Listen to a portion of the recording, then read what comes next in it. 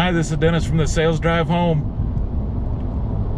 And we are driving home and we are going to talk some sales stuff.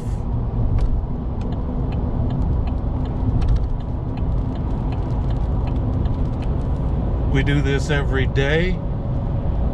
We do a little video, we do a little podcast action, all for your enjoyment and entertainment. So today we are driving home. It's sprinkling a little bit of rain action. Didn't slow us down too much today.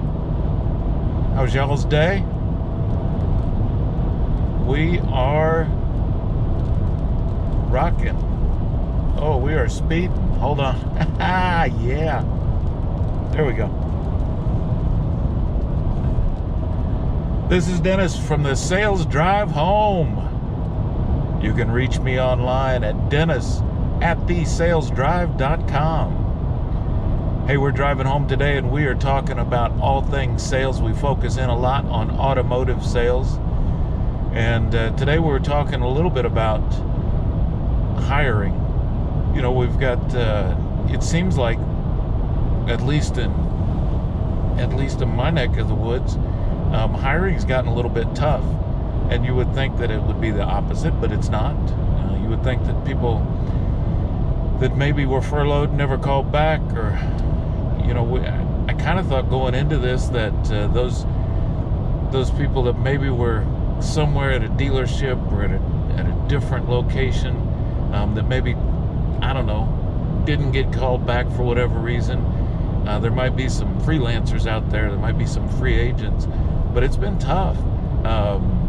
You know, looking for internet salespeople and looking for regular salespeople and trying to gauge how to staff. And, you know, the theory's always been what? That if you've got 10 salespeople, you could sell 100 cars, kind of 10 a car. You got some people that are doing 20 and some people that are doing 5.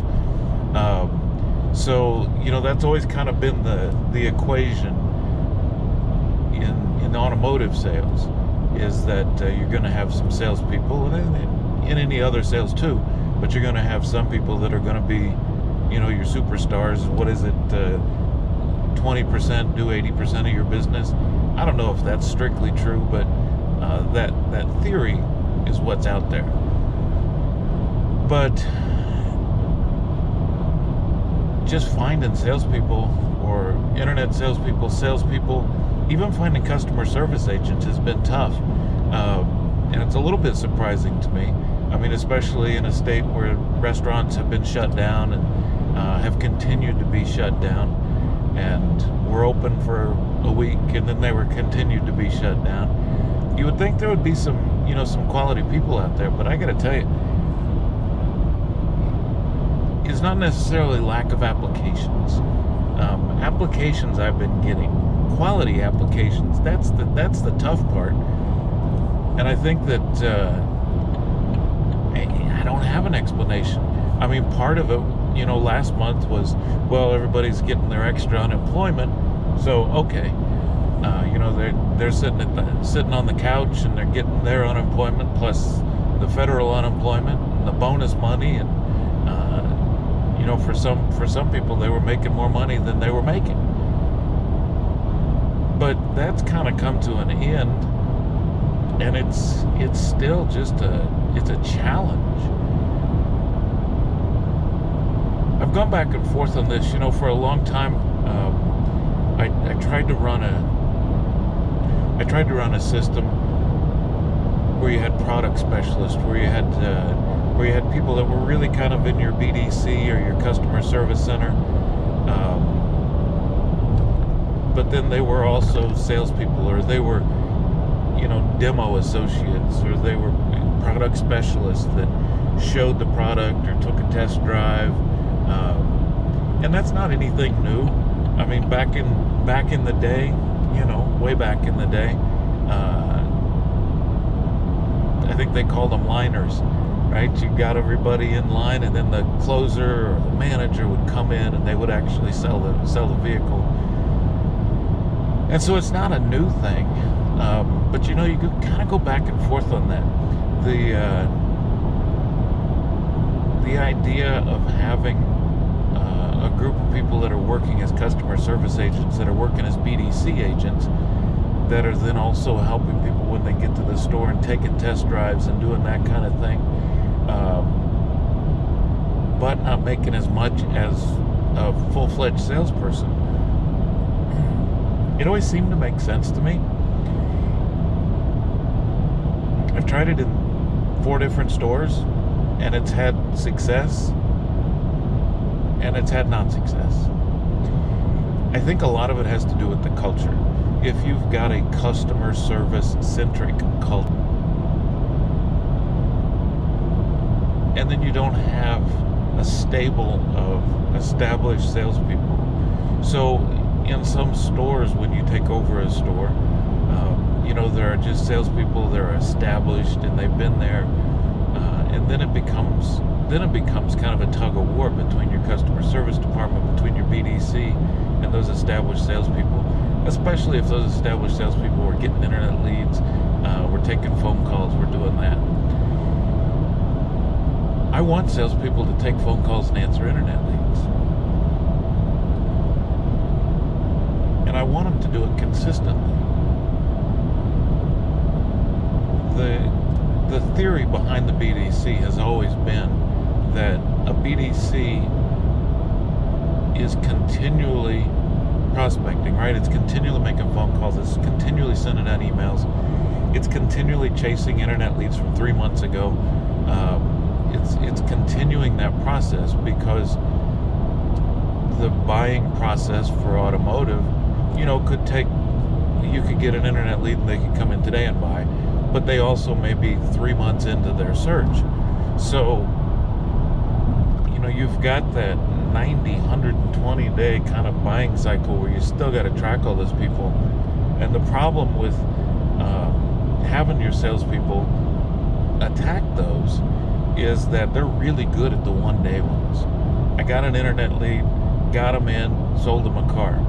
Internet, they're great at those.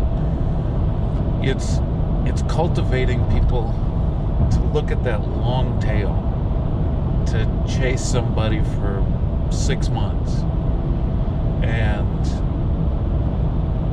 part of his time, part of it comes in because I've got 100 leads, I've got to make these phone calls, and I've got a customer here.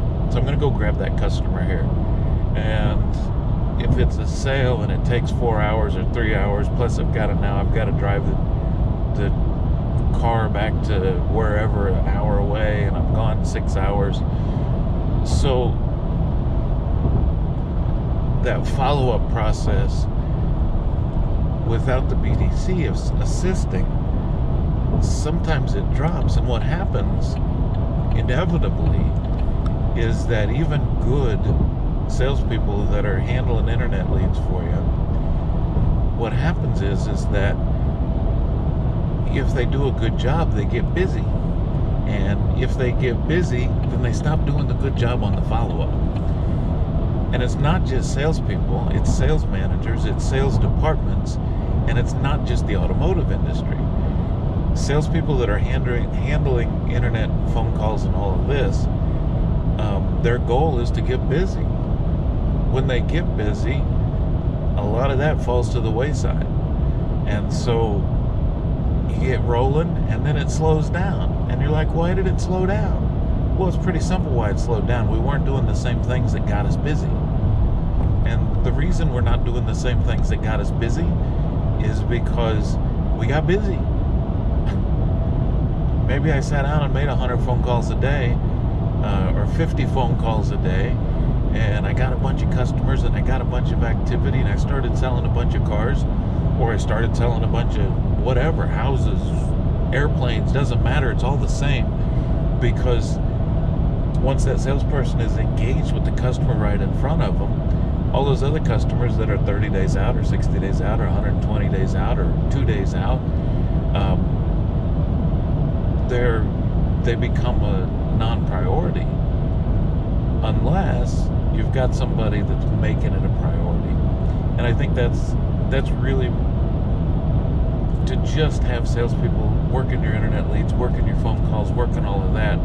I am a firm believer in that. But you have to treat them in a way that they understand, and they have an expectation, that you have an expectation, that regardless of how busy they get, regardless if they have to stay until 2 hours after we close because they've got to finish their tasks in their CRM, and actually do the task, not just click on, yeah, I made the phone call. That never happens, right? But that's the problem. And so you get this traction, you get this momentum, and then it stops. And you're like, why did it stop? Sometimes it's market, but most of the time it's because we stopped doing what we needed to do. We stopped doing what made us busy. And once that happens, to gain that momentum back, you have to do that. You have to gain that momentum back. It's just like anything else. It's just like sports or football or whatever, where a team's got momentum, then the other team gets momentum, you lose momentum, and you got to get it back. So it's the same thing.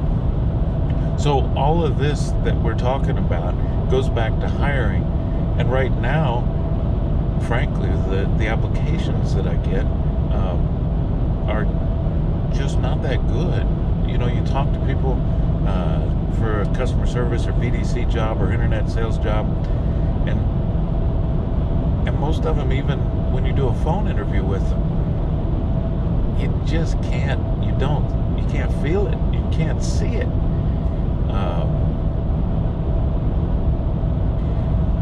The location that I'm in has historically been difficult. It's 25 miles or so south of Albuquerque, so a fairly large metropolitan area.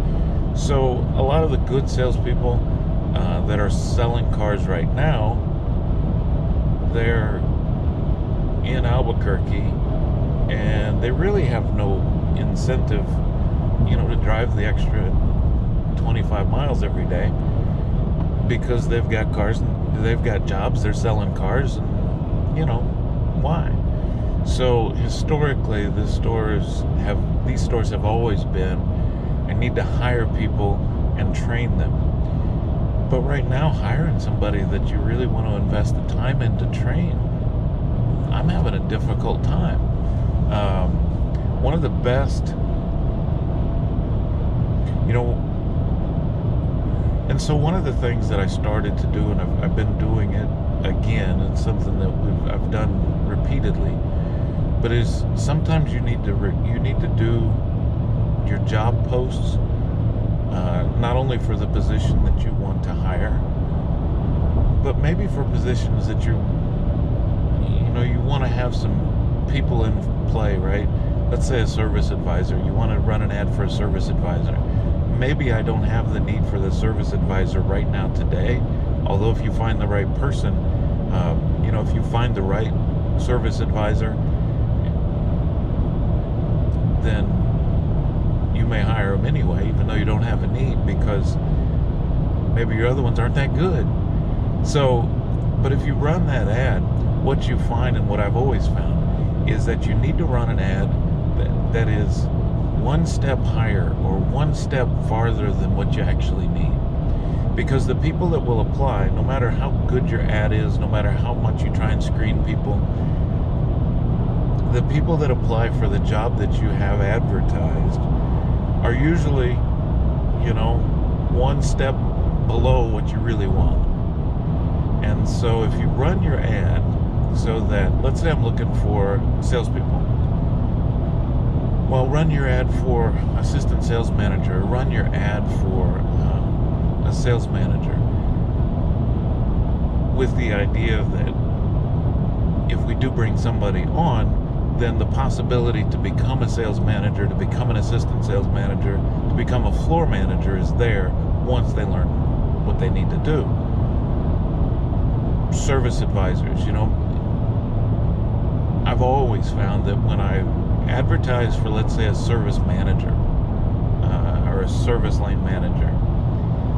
I get one behind that. When I advertise for technicians, I advertise for level certified level 2 technicians or level 3 technicians. You get one less than what you needed. It's like I want a certified mechanic, and I get lube techs. And lube techs are good. You need lube techs.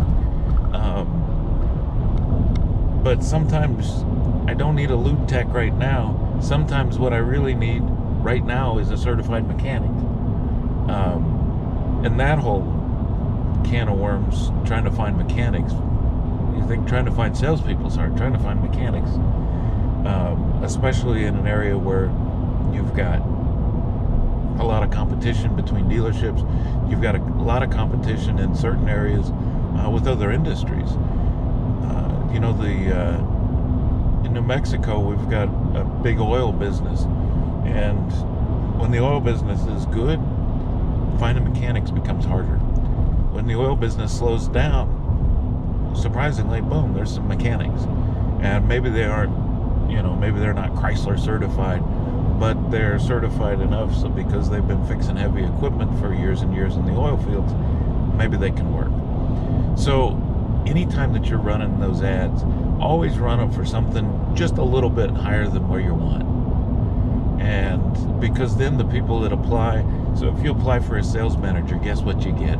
You get salespeople that want to be a sales manager. If you apply for a service lane manager, let's say, guess what you get? Service advisors that want to be a service manager. So just remember that it's still hard. The applications for like internet sales, the applications that I get for customer service, it's tough right now, but you just got to keep at it. You got to keep at it. We've talked about video for the past couple of days.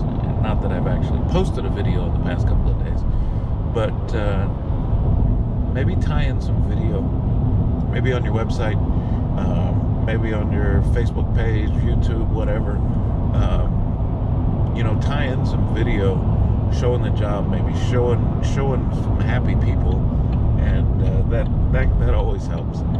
So tie in some video, advertise a little bit above what you really want to get, and you just got to keep grinding. That's what it's all about, boys and girls. You got to keep grinding, and that's what we do. And we can't complain. We chose this business, and we love it. So thanks for joining me. This has been Dennis at the Sales Drive Home. I am at my exit. Sweet. So email me if you've got any questions, concerns, whatever. Dennis at thesalesdrive.com. Dennis at thesalesdrive.com. And we will see you later. Peace.